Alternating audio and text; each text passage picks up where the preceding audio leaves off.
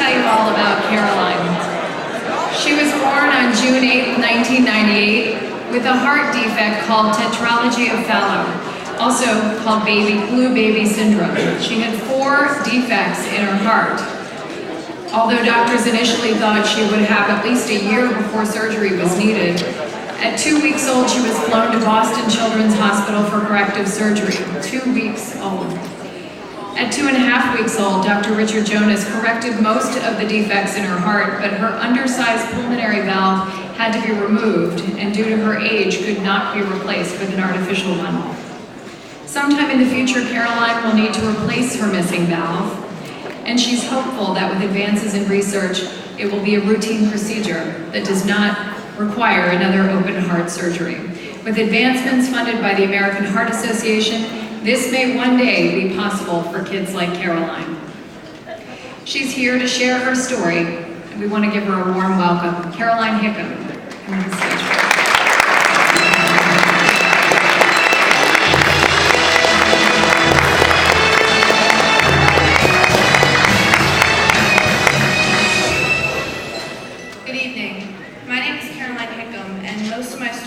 Before I can remember.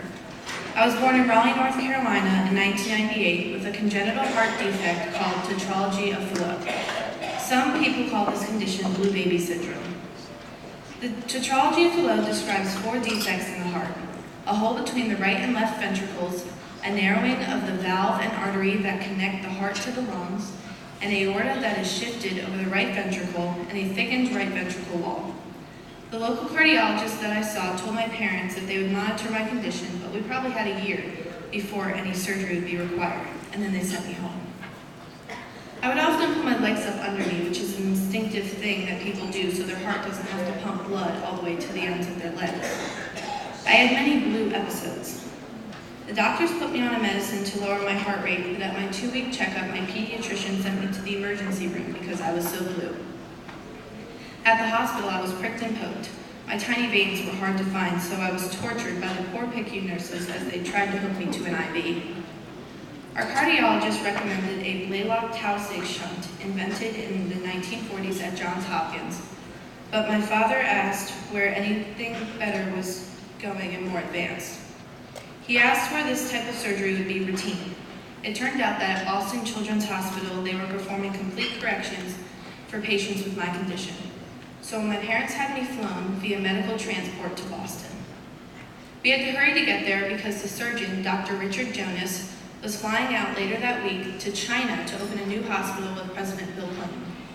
My parents met with the surgeon and he explained exactly what he would be doing, the chances of success, and the possible outcomes if things didn't go exactly right. On June 26th, at 2.5 weeks old and less than 9 pounds, my mom handed me to the nurse for surgery. I had to be put on a heart-lung bypass machine, and Dr. Jonas worked on my heart, which was about the size of a walnut, for 4 hours. Dr. Jonas patched a hole in my heart, removed some of the excess thickness on my right ventricle, and widened the constriction in the pulmonary artery. He removed my pulmonary valve because it was undersized, but he couldn't put in an artificial one because it wouldn't grow with me.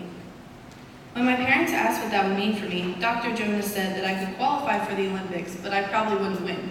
And they agreed that that was good enough. When my parents, after the surgery, I had a pacemaker hooked to my heart from the outside and tubes running everywhere. I looked about 3 times my normal size because something in the procedure causes patients to retain fluid. So I was resembling the Michelin Man. I would always lay out flat, unlike most babies who are curled up, making myself look even bigger. After a few days, I started to get my figure back. They removed the leads to my pacemaker and my heart started working on its own. I had to take several icky medicines, which I believe I made my mother wear on occasion, but I could start to drink formula again.